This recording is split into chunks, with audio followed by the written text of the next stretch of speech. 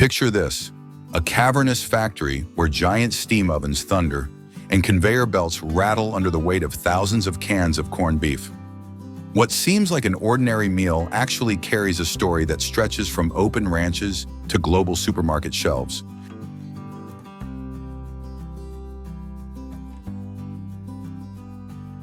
Welcome back to AgroWorks USA, and today we're diving into the hidden world of corned beef, an iconic food that has fed soldiers in wartime, united Irish-American families on St. Patrick's Day, and now fuels a global industry worth billions.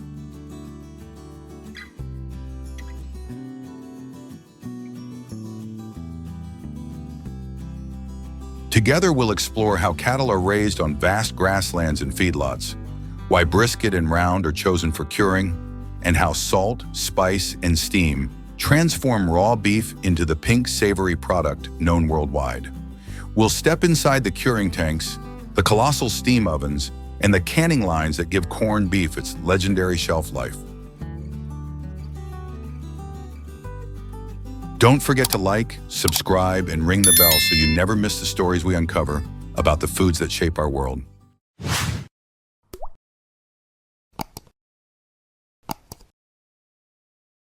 The story of corned beef begins not in the factory, but out on the land. In the wide plains of Texas, Montana, and Argentina, herds of cattle graze freely on endless stretches of grass. These grass-fed animals develop leaner muscles and deeper flavors, shaped by open skies, shifting seasons, and natural forage. It is a timeless image of ranching, a way of life passed down through generations, where cattle and land are inseparably linked.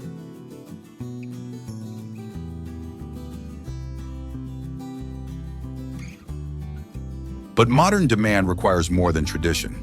In the United States alone, over 30 million beef cattle are raised each year, and much of that supply now comes from feedlots. Here, cattle are moved from pasture into carefully managed pens, where they are finished on high-energy diets of corn and soybeans. The goal is efficiency, faster weight gain, more marbling, and uniform cuts of meat like brisket and round.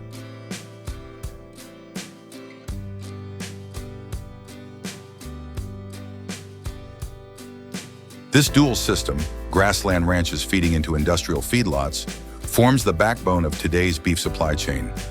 Every can of corned beef begins here, with cattle raised at a scale vast enough to feed not just nations, but the world. When a steer is processed, not every cut ends up as a premium steak.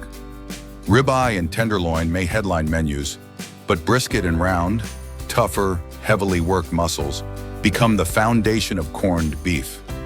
The brisket sits low on the chest, weighing 10 to 16 pounds per animal, while the round, taken from the hindquarters, can yield 15 to 20 pounds.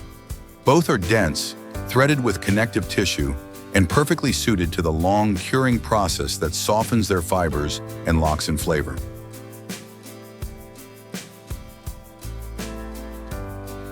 Historically, these cuts were considered less desirable, often sold cheaply to working-class families or salted for preservation during long voyages.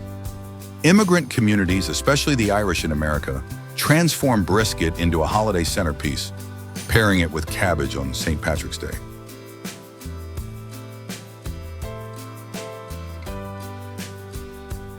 Today, industrial meat processors select brisket and round in staggering volumes, funneling them into curing tanks destined for factories worldwide. What was once a secondary cut has become iconic, proving that with salt, spice, and time, even humble beef can achieve global recognition.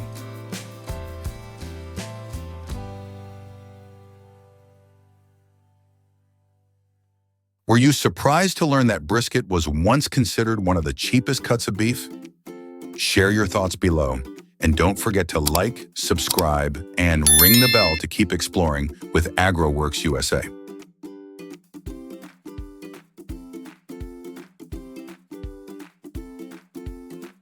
Once brisket and round cuts reach the factory, they undergo strict inspection. Quality control teams check color, texture, and firmness, discarding any pieces with blemishes or spoilage. Skilled butchers or automated trimmers remove excess fat and connective tissue, shaping the beef into uniform portions. After a cold rinse to wash away surface contaminants, the meat is ready for the transformation that defines corned beef: curing.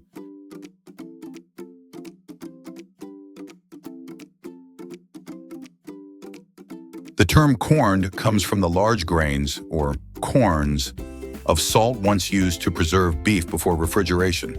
Today, the process relies on massive vats of brine, water, coarse salt, sodium nitrate to preserve the meat's rosy hue, and a blend of spices like mustard seeds, peppercorns, bay leaves, and cloves. Cuts are submerged for days, sometimes up to a week, kept at near freezing temperatures.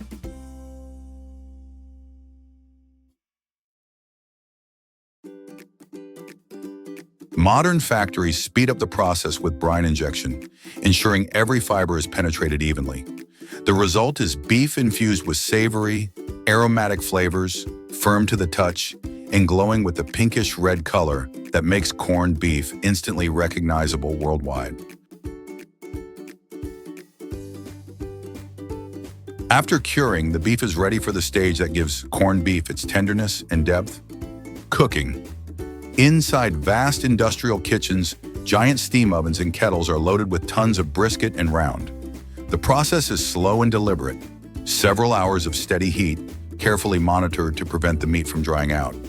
Steam penetrates the dense muscle fibers, breaking down connective tissue until the beef turns supple, juicy, and ready to be sliced. In some facilities, tradition meets innovation. Alongside standard steam cooking, selected batches are lightly smoked over natural wood chips, infusing the beef with an added layer of flavor that complements the brine's salt and spice. This extra step isn't required, but it transforms a familiar product into something unique.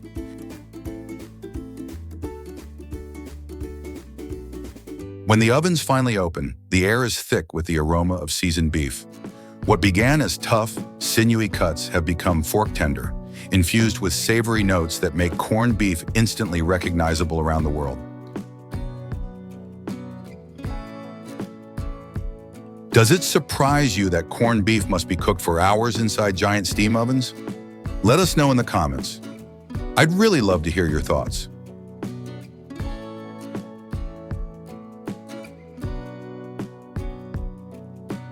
Once the beef has cooled and firmed slightly after steaming, it moves to the secondary processing line, where its final form is determined.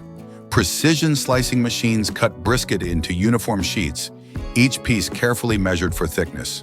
These neat, consistent slices are destined for deli counters and sandwiches, the kind of corned beef piled high on rye bread or layered into a classic Reuben. Not all beef is sliced, though. A large share is shredded, torn into fibrous strands that fit perfectly into cans.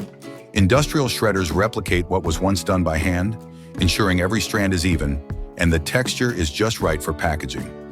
The distinction between slicing and shredding allows producers to target different markets: fresh sliced packs for grocery stores, canned shreds for long-term storage and global export.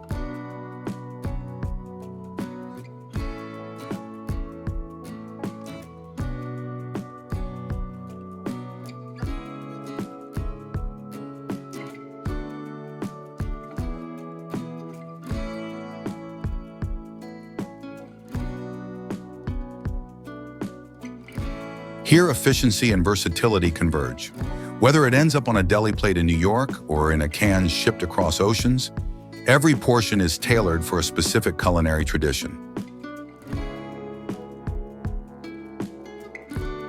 With the beef sliced or shredded, the next step is packaging, a process where precision and hygiene determine the product's shelf life.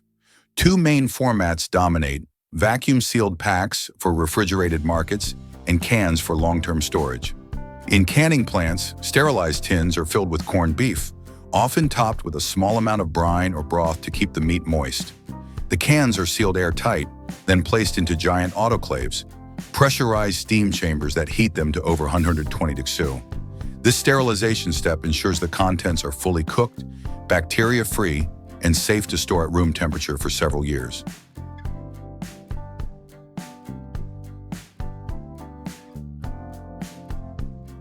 Every package is labeled with batch numbers, use-by dates, and nutritional information before heading to temperature-controlled warehouses.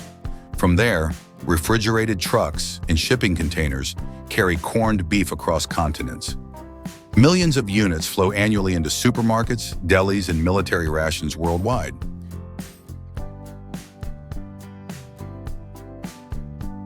This global distribution network is what turns a humble cut of brisket into an international commodity, one that can travel thousands of miles while retaining the taste and texture that made it famous.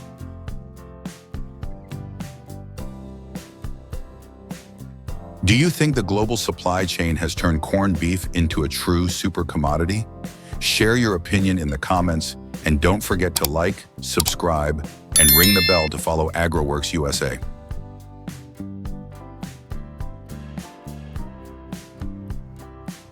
Beyond its industrial scale, corned beef holds a place on the table for both its flavor and nutrition.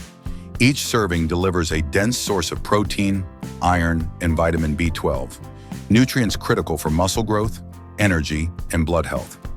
In times of scarcity, its long shelf life made it a reliable source of calories. Today, it remains a convenient option for busy households.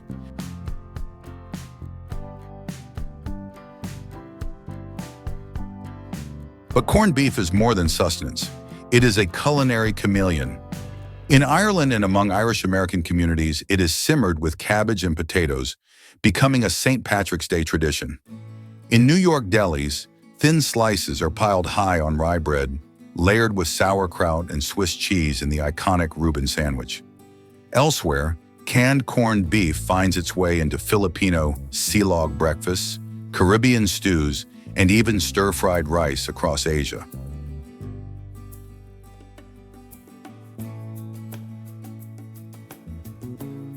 From comfort food to gourmet dish, corned beef bridges cultures and continents. Its appeal lies in both its versatility and its story.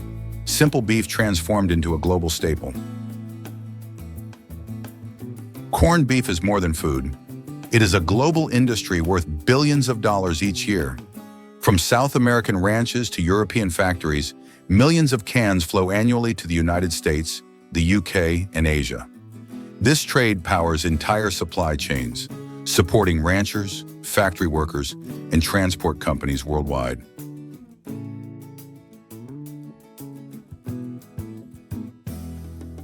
But the gains come with costs.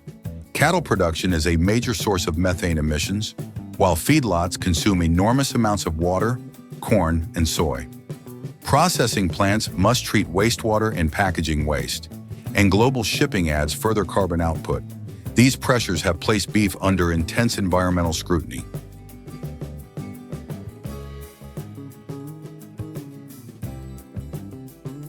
To adapt, producers are testing emission-reducing feed, better waste systems, and sustainability certifications. Consumers, too, are demanding responsibly sourced beef. If these efforts succeed, corned beef can remain both a cultural icon and a reliable food, balancing centuries of tradition with the urgent need to protect the planet.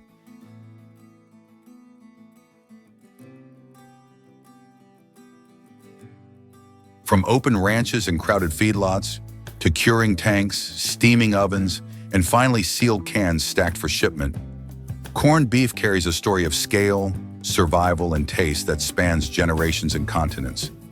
What began as a humble brisket has become a global staple worth billions, appearing in everything from holiday feasts to everyday meals.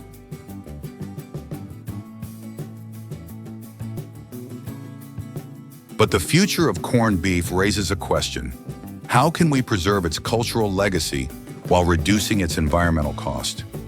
I'd love to hear your thoughts in the comments below. And if you enjoyed this journey, don't forget to like, subscribe, and ring the bell. Only on AgroWorks USA.